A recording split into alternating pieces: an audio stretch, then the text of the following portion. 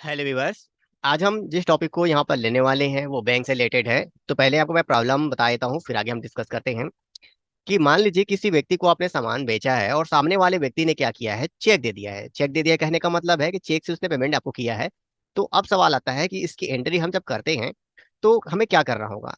एक तब आती है कि जब ऐसा हो कि वो जो चेक जो है ना बाउंस हो जाए, मतलब किस तरीके से पैसा आपको ना मिले, जिसको हम चेक बाउंस के रूप से जानते हैं बैंक की तरफ।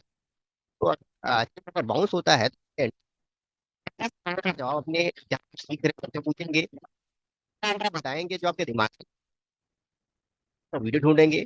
तो जो ये प्रोसेस वहां पर यूज करेंगे वो इतना लंबा चौड़ा रहेगा कि आप उस एंट्री को याद करें, प्रोसेस को समझें, और इतना कंफ्यूजन क्रिएट करते हैं बाद में डेबिट क्रेडिट करना, ये वो दुनियादारी होता है ऐसा। लेकिन हमारे इस वीडियो में आप जानोगे कि कैसे सिंपल और सरल तरीके से, क्योंकि ये टेली प्राइम है।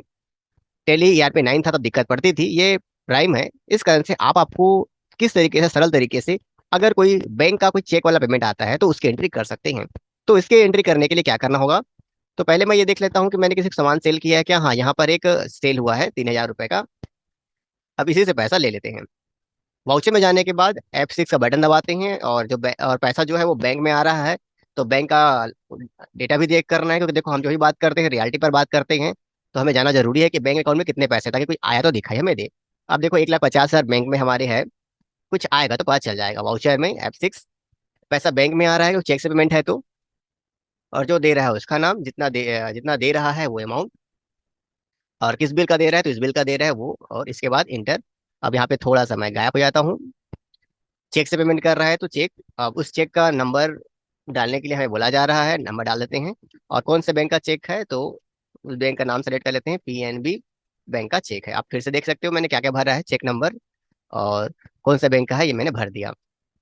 तो अब यहाँ पर सवाल आता है कि इसकी एंट्री हम ऐसे नहीं कर सकते। अगर इसको हमने एक्सेप्ट किया तो हमारे जो बैंक में है 3,000 रुपये एक्स्ट्रा आ जाएंगे।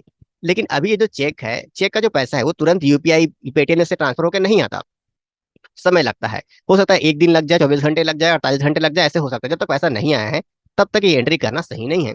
अगर मान लीजिए आप कहते हैं कि आ तो जाएगा पैसा, और आपने एंट्री कर दी और चेक बाउंस हो गया और आप भूल गए एंट्री करना, इसको सुधारेंगे नहीं तो बहुत सारा मैटर हो सकता है। ये जीरो दिख रहा है ना 3,000 का, तो जितना जीरो आगे बढ़ेगा उतने का दिक्कत हो जाएगा। तो इस कंडीशन में हम क्या करते हैं उसको हमें समझना होगा। पहले तो ये देख लो कि अगर इसे आप सेव करते हो तो क्या होगा। सेव करोगे तो तुरंत यहाँ पे आपको देखने को मिलेगा कि आपका जो बैलेंस शीट है, ये जो बैंक है उसमें 3,000 रुपये एक्स्ट्रा आ गए। पूरी डिटेल के साथ आप देखोगे तो पूरी एंट्री दिखा देगी कि ये जो कंपनी है, इस ये वाली कंपनी, इससे पैसा मिला हुआ है 3,000 रुपये। तो हम इस अब पैसा तो हमें आया ही नहीं है अभी तक, क्योंकि तुरंत नहीं आएगा। और वैसे भी ये जो मैटर होने वाला है, चेक बाउंस होने वाला है। तो हम क्या करें उसको समझते हैं। देखो, जब आप ये जो एंट्री करते हो ना, जैसे यहाँ पर कहा गया रिसिप्ट, ये रिसिप्ट, ये जो एंट्री हो रही है यहाँ पर पैसा प्राप्त करने की, इसको नॉन अकाउंटिंग वाउचर में कन्वर्ट कर दो। अब नॉन अकाउंटिंग वाउचर क्या होता है तो आप अपने टीचर से पूछो, आप अपने यूट्यूब चैनल से पूछो, तो अच्छा डिटेल मिलेगा। मैं क्योंकि मेरा ये टॉपिक नॉन अकाउंटिंग वाउचर है क्या है समझाना नहीं है, इसलिए मैं छोटे से हिंट में आपको जानकारी दूंगा। अगर आपको लगता है कि इसको समझना है तो आप जरूर कमेंट करें, और मैं कोशिश करूंगा कि उसको भी समझाऊं आपको।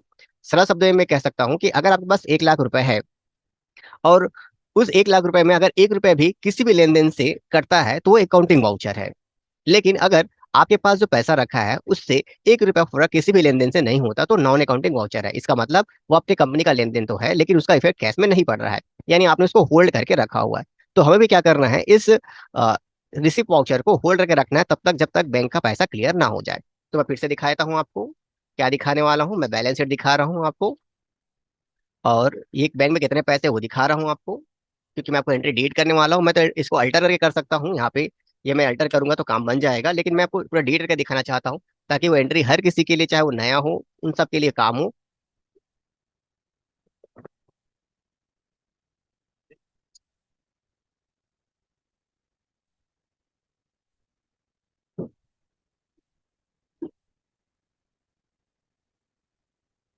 चलिए, तो हम थोड़ा सा वीडियो मीटर आ गया था, कुछ दिक्कत हो गई थी तो उठना पड़ा।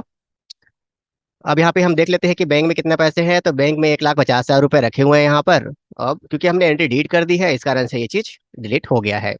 अब जब हम बैंक से पैसा प्राप्त, मतलब उस व्यक्ति से चेक प्राप्त करने की एंट्री करेंगे तो क्या करेंगे, यहाँ पर तो बैंक का नाम लेंगे ही लेंगे।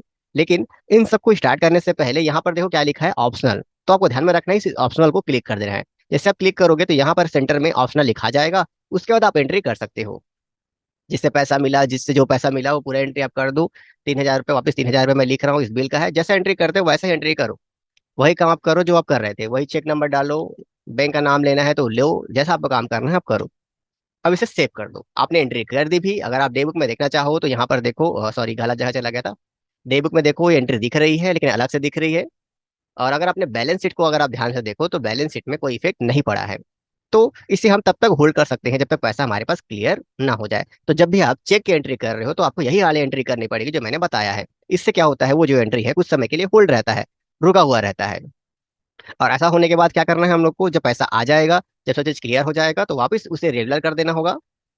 और रेगुलर करने के बाद इसे आप सेव कर दें जिस भी तरीके से आप सेव करना चाहते हैं। उसके बाद अपने बैलेंस शीट में जाकर अपना देखेंगे, आप पैसा देखेंगे, तो पैसा वापस का जैसा का तैसा आ जाएगा। तो इस तरीके से अगर कोई चेक की आप एंट्री करते हो और अगर वो बाउंस होता है तो आपको क्या करना है आपके सामने हमने बता दिया। तो अगर ये जानकारी आपको अच्छी लगी तो चैनल को लाइक एंड सब्सक्राइब कर दें, और मिलते हैं किसी अलग वीडियो पर।